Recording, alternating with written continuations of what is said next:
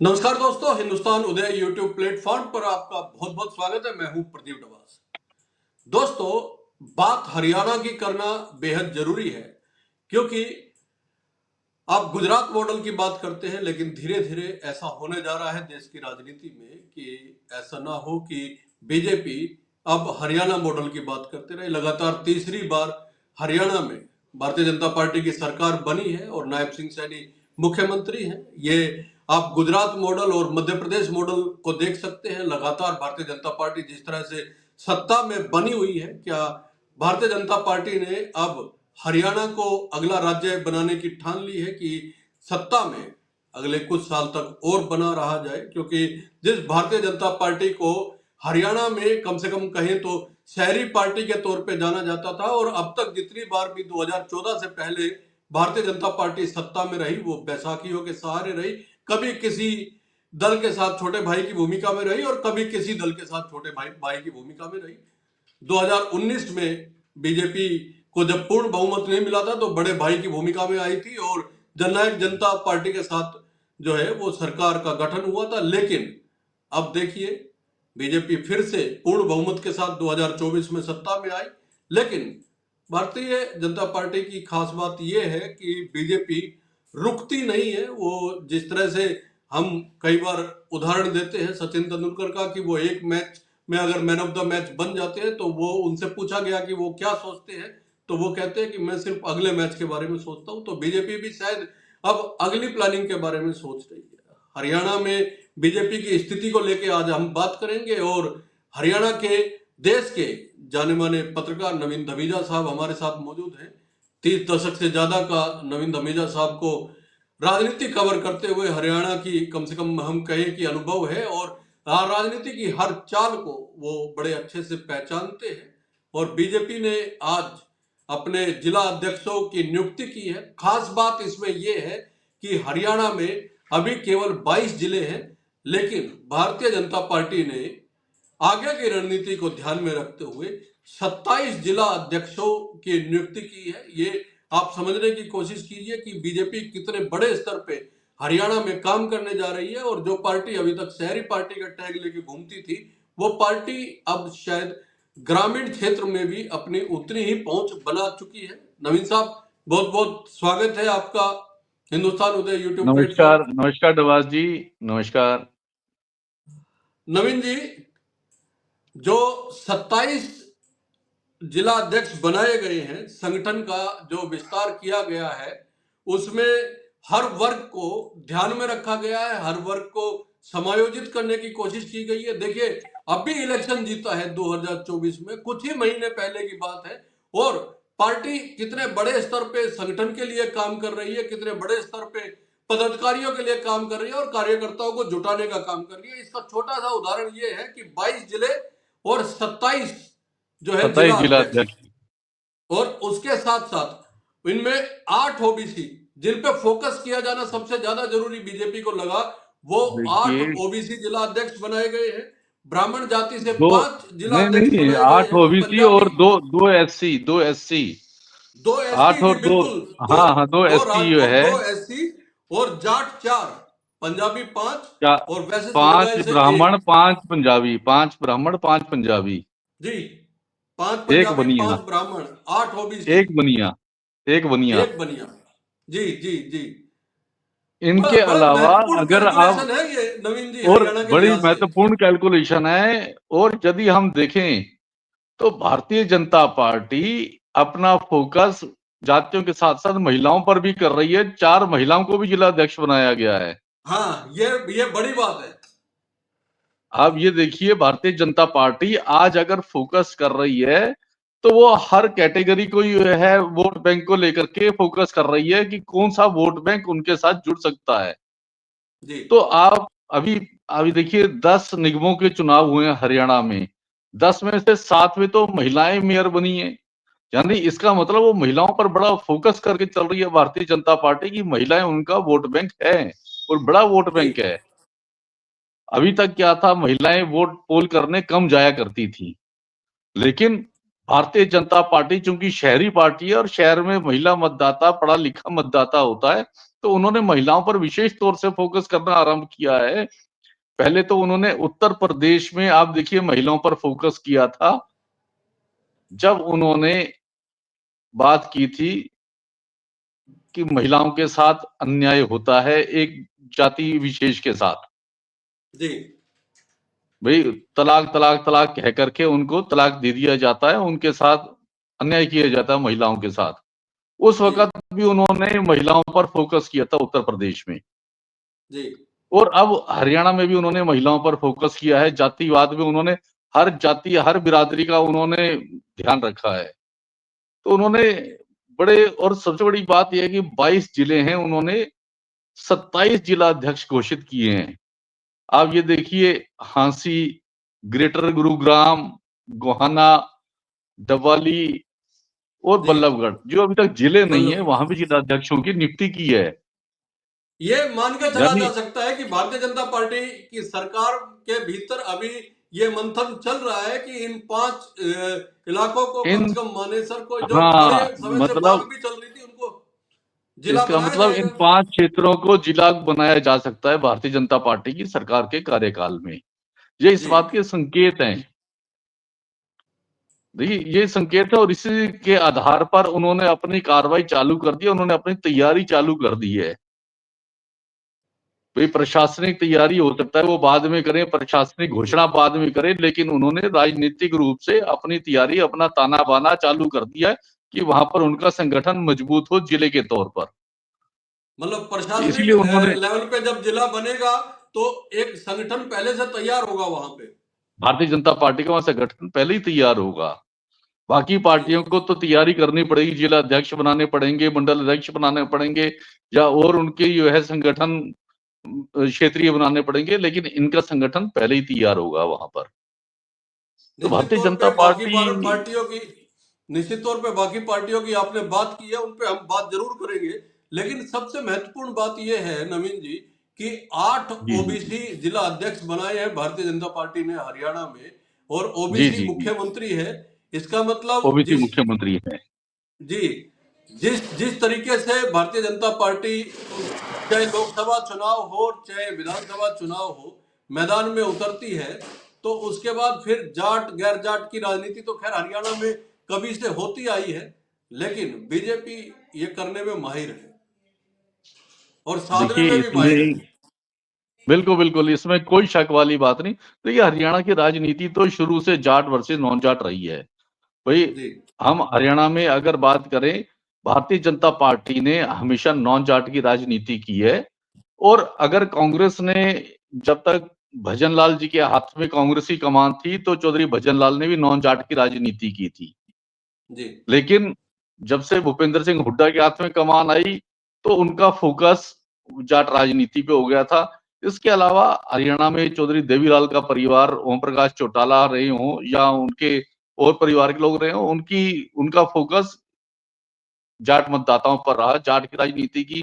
इसी तरीके से हरियाणा विकास पार्टी, चौधरी बंसीलाल, उन्होंने जाटों की राजनीति की। तो जी हरियाणा में जाट वर्सेस नॉन जाट की राजनीति हमेशा चलती रही है। लेकिन इस बार इन्होंने जो अपना संगठन तैयार किया है, इन्होंने सबको आप देखिए बड़ी ऐसा इन्होंने संगठन तैयार किया है कि हर मतदाता को इन्होंने, हर बिरादरी को इन्होंने साधने की कोशिश की है। और महिलाओं की मैंने अभी यह जो बात करी कि इन्होंने 4 जिला अध्यक्ष महिलाएं बनाई हैं। आज मुख्यमंत्री ने हरियाणा के सदन में हरियाणा का बजट पेश किया है। उस बजट में उन्होंने बड़ी घोषणा की है कि महिलाओं को 2100 रुपया प्रति माह दिया जाएगा। जी उसके लिए उन्होंने 5000 करोड़ रुपए का प्रावधान बजट में किया है। जी उन्होंने लाडली योजना के नाम से ये योजना लागू की है। आज उन्होंने घोषणा की है लागू करने की। तो उसमें भी उन्होंने महिला मतदाताओं को साधने की कोशिश की है कि 2100 रुपए प्रति माह महिलाओं को दिया जाएगा। 18 वर्ष से अधिक आयु की महिलाओं को मिलेगा। यानी महिलाओं पर इनका फोकस बढ़ता जा रहा है।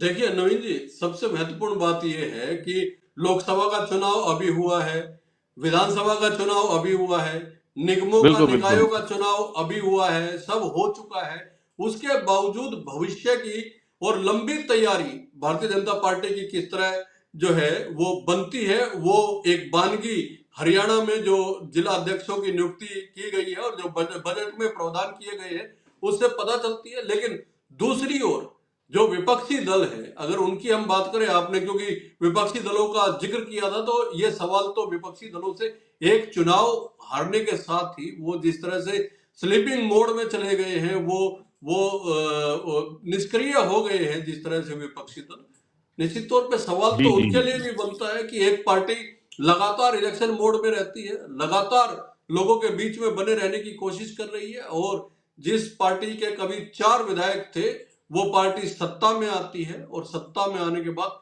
तीसरा टर्म जो है वो जारी है, और चौथे टर्म की तैयारी तीसरा टर्म शुरू होते ही शुरू कर दी।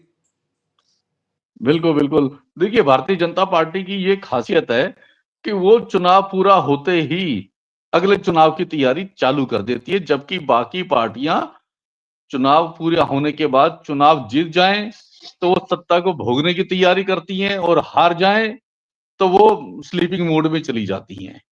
जी बाकी ज्यादातर पार्टियों के साथ यही होता है आमतौर पर, लेकिन भारतीय जनता पार्टी चाहे वो जीते या वो हारे, वो चुनाव खत्म होने के बाद अगले चुनाव की तैयारी में जुट जाती है। ये हमने जी कई बार देखा है, और इसी का फायदा भारतीय जनता पार्टी को मिलता आ रहा है। वो बड़ी प्लानिंग के साथ अपने संगठन तो तैयार करती है, अपने लोगों को तैयार करती है।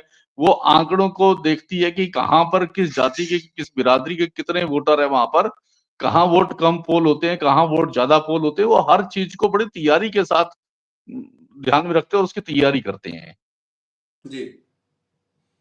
तो विपक्षी दलों की तो हालत ये है कि चुनाव हारने के बाद अपना नेता प्रतिपक्ष नहीं चुन पाए अभी तक। ये भी एक एक हरियाणा की जी जनता के सामने एक उदाहरण है, एक विडंबना है ये हरियाणा विधानसभा में कि नेता, बिना नेता प्रतिपक्ष के विधानसभा के 2 सत्र चले जाए। देखिए डबास जी, इसमें कोई शक वाली बात, ये बड़ा दुर्भाग्य है हरियाणा का भी और कांग्रेस का भी, कि पहली बार इतिहास में ऐसा हो रहा है कि किसी सरकार के कार्यकाल में सदन की बैठकें चल रही हैं, विधानसभा सत्र चल रहा है, विपक्ष के 37 विधायक हैं एक पार्टी के, लेकिन उसके बावजूद उनके पास नेता नहीं है, नेता प्रतिपक्ष नहीं है।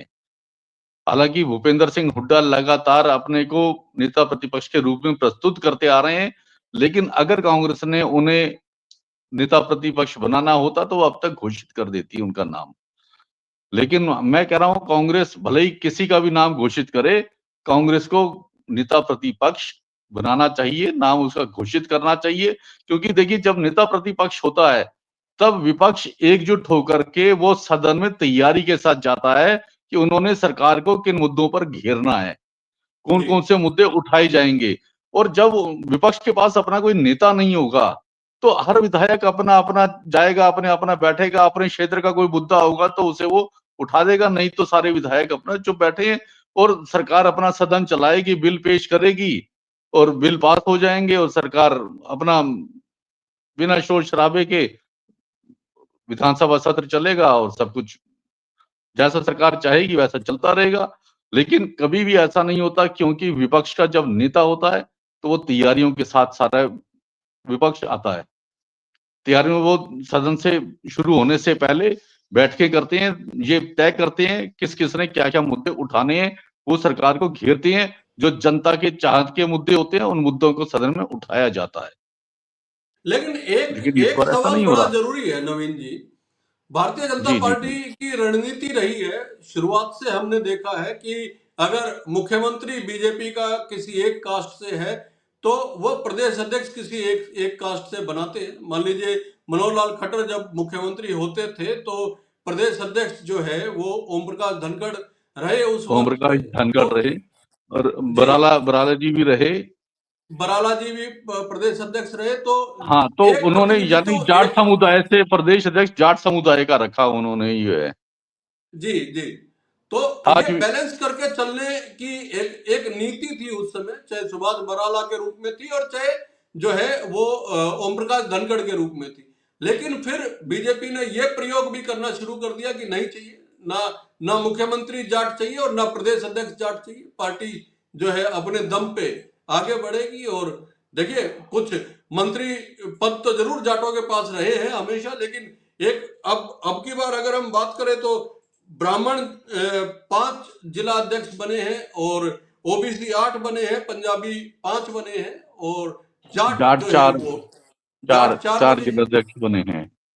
जी देखिए भाई, इसमें कोई शक वाली बात नहीं है, हरियाणा में राजनीति जाट वर्सेस नॉन जाट की रही है। लेकिन मुझे लगता है कि भारतीय जनता पार्टी आज भी जाटों को इग्नोर नहीं कर रही है, वो साथ जी लेकर के चल रही है। लेकिन हालांकि कुछ जाट नेताओं को इग्नोर जरूर किया है उसमें, लेकिन ओम प्रकाश धनखड़ को आप देखिए, उन्होंने पूरा वजन दिया है। उन्होंने बराला जी को राज्यसभा राजस्थान। सदस्य बनाए, किरण चौधरी को उन्होंने जाट समुदाय से आती हैं, उनको भी उन्होंने राज्यसभा सांसद बनाया है। तो ऐसा जाटों को इग्नोर नहीं किया गया है, लेकिन हाँ, उन्होंने सबको बराबर साधा है इसमें। जी ये रणनीति का हिस्सा है। ये उनकी रणनीति का हिस्सा है। निश्चित तौर से उनको ये लगता है कि अगर चुनावों में अगर उन्होंने नॉन जाट उन्होंने एक तरफा उन्होंने साथ में लिए, तो जाटों को भी उन्होंने कहीं ना कहीं स्थान दिया है अपनी सरकार में। अगर जाटों को देखिए, अगर हम 2019 से 2024 के बीच में जो सरकार चली उसकी अगर हम बात करें तो जाट वर्सेस नॉन जाट तो उस समय भी भरपूर हुआ था। कम से कम वो बिल्कुल इलेक्शन बिल्कुल। में और धरातल पे जरूर देखने को मिला था। नवीन जी, जाट वर्सेस नॉन जाट का जो फार्मूला बीजेपी ने अपनाया था, लेकिन ऊपर के लेवल पे देखें तो उप मुख्यमंत्री उस समय जाट थे, प्रदेश अध्यक्ष उस समय जाट थे, बिजली मंत्री उस समय जाट थे, तमाम मंत्रालय जाटों के पास थे और जाट समुदाय को भी बराबर का प्रतिनिधित्व मिलता था। उसके बावजूद जो नीचे वोटर के पास मैसेज जाता था वो यही जाता था कि बीजेपी जो है वो पूरा election Jat versus non Jat पे लड़ती है। जबकि आपकी बात को अगर हम आगे बढ़ाएं तो आप ये कहना चाहते हैं कि जाटों के साथ भारतीय जनता पार्टी ने कभी उस तरह का व्यवहार शायद नहीं रखा है। तो फिर ये नीचे मैसेज कैसे गया? चुनाव के दौरान जरूर जाता है कि बीजेपी को जाटों की वोट शायद चाहिए ही नहीं। देखिए डवास जी, जब चुनाव का समय आता है तो हरियाणा में क्या, मुझे लगता है बाकी प्रदेशों में भी जातिगत टिकटों पे भी इस बात का ध्यान रखा जाता है कि किस क्षेत्र में किस बिरादरी किस जाति के वोट ज्यादा है, उनको टिकटें भी उसी आधार पे दी जाती हैं।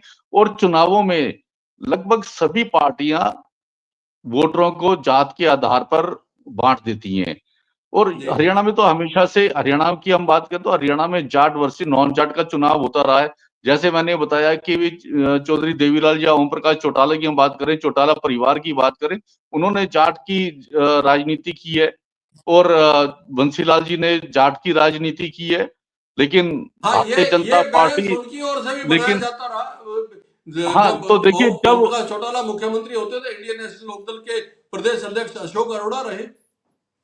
देखिए प्रदेश अध्यक्ष अशोक अरोड़ा रहे, लेकिन उस वक्त अशोक अरोड़ा एक नाम के प्रदेश अध्यक्ष थे, उनके पास पावर नहीं होती थी कोई भी। हम्म। अगर आप देखेंगे तो उन्होंने नाम के लिए रखा जरूर प्रदेश अध्यक्ष को, लेकिन उसके उनके पास कोई पावर कभी नहीं रही। और भारतीय जनता पार्टी ने अगर सरकार में आना है, और क्योंकि जाट वर्सेस नॉन जाट की राजनीति उन्होंने की है, तो उनको पता है कि हरियाणा में उनका मुकाबला नॉन जाट के साथ है। जाट वोटर, क्योंकि भूपेंद्र सिंह हुड्डा कांग्रेस में जिस तरीके से उभर रहे थे, तो उनको लग रहा था कि जाट मतदाता कांग्रेस के साथ जा सकता है, भूपेंद्र सिंह हुड्डा के साथ जा सकता है।